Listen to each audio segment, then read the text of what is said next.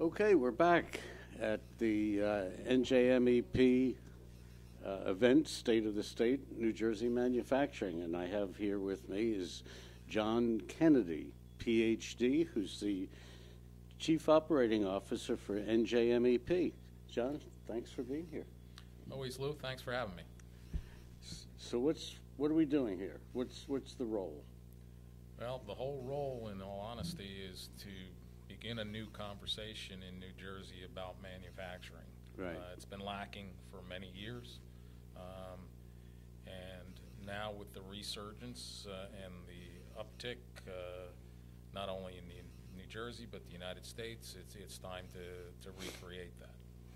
It seems as though that manufacturing has been the neglected stepchild of industries here in this country, and it's only really been since this last election cycle that it's made any dent in the news cycle, and everything now is manufacturing. Unfortunately, it's all connected also with politics, which is difficult to separate the two at this point. Oh yeah, we're dealing with it. Oh, absolutely. So let me ask you, Trenton has pretty much ignored manufacturing for a very long time. Are they beginning to get it now? I think some people do. The reality is that you know, people don't understand what they're pummeled with. You know, the last 30 years is manufacturing is dead. There's no manufacturing left. There's this and this. And every time you come out to some event about STEM and manufacturing, they show you pictures of the Ford and GM plants that have closed. Right. They don't show you the pictures of the 10,552, you know, manufacturing companies that still exist in this great state. That's correct.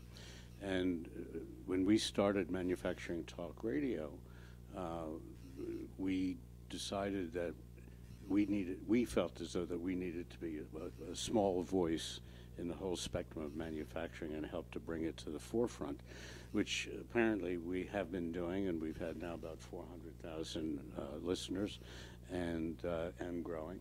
And we're going to continue doing that. We're continuing to help NJMEP, NJIT, and all the rest of the letters in the alphabet.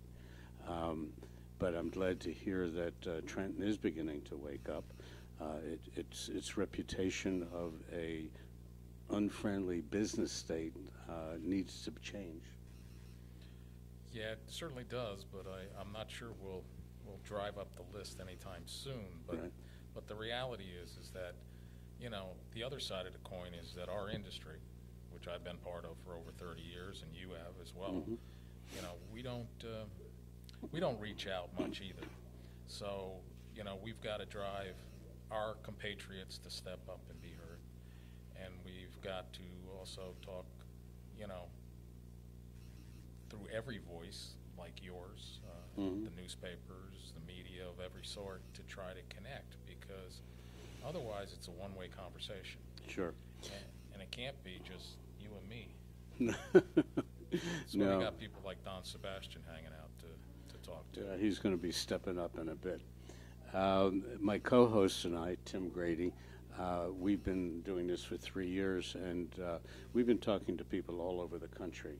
And every state has their own version of trying to reawaken manufacturing within their states.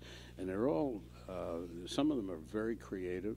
I think what NJIT and NJMEP are doing is really fantastic.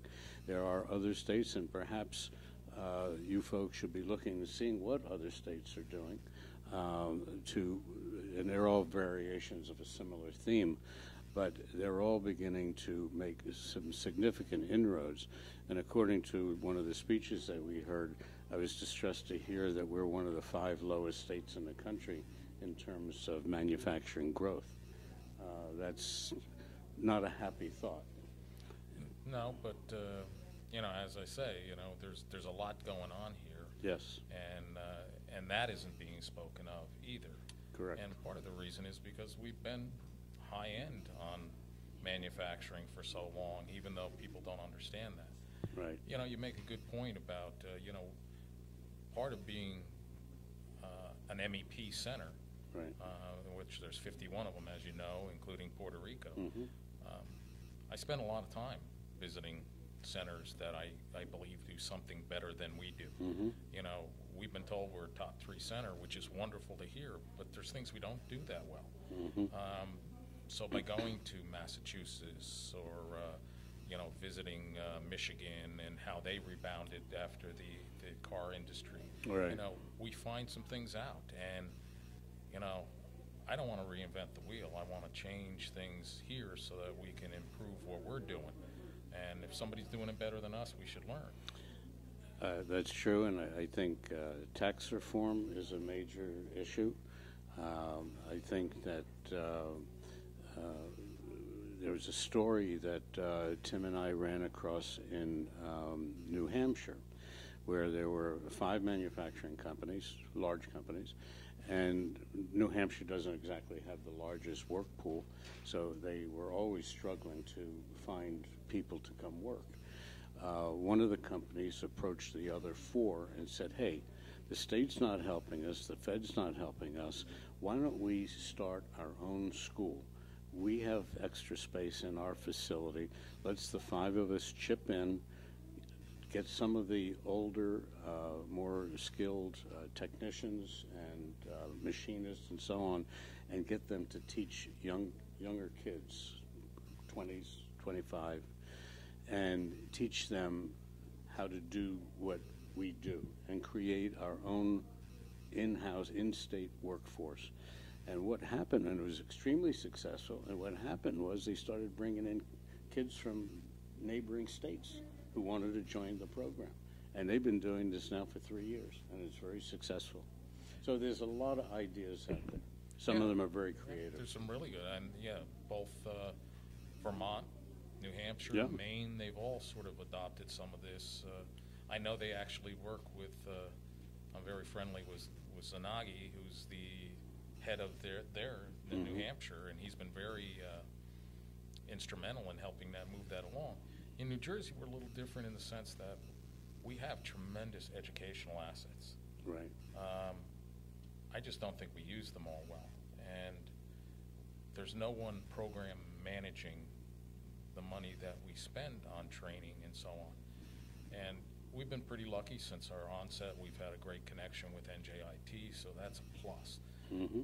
But a lot of the other, you know, schools, private and public, you know, they look at everybody as competition instead of looking at it that, hey, there's something we can do here together. And I think there's enough companies and people and young people coming up into the workforce to go around for everybody to be healthy financially with this stuff. Correct. But we're not doing it, you know, in a united manner. 2 years ago, when we did Manufacturing Day at NJIT, I approached one of the high schools in Wayne, and I went to speak to the administrator, and I said, we'd like to take 15 students and take them to NJIT Manufacturing Day. And they thought about it, and they said, well, you know, that's manufacturing, and we're really more of an academic school. And I knew then that there's no convincing this person. And it so happens that I did get 15 students from another school, and they had a fabulous day. And it was a terrific day. But the mindset and the image of dark, dirty, and dangerous has to go away. And that's part of the problem, and as the parent trap is part of the problem, where parents want to send their kids to college, which 40% never graduate. And it's over that. It's about 60%, actually, yeah, well, of us don't graduate from right. college. And then still have $100,000-$200,000 debt in their startup years. John, thank you very much for spending a few minutes. I know that you're running hard and being put away wet, so thank you very much for sitting down with me, and it's always a pleasure seeing you. Thank you. Thank you, Lou, and this is number 5 of the interview, so I get my yellow Yellow jacket. jacket is coming soon.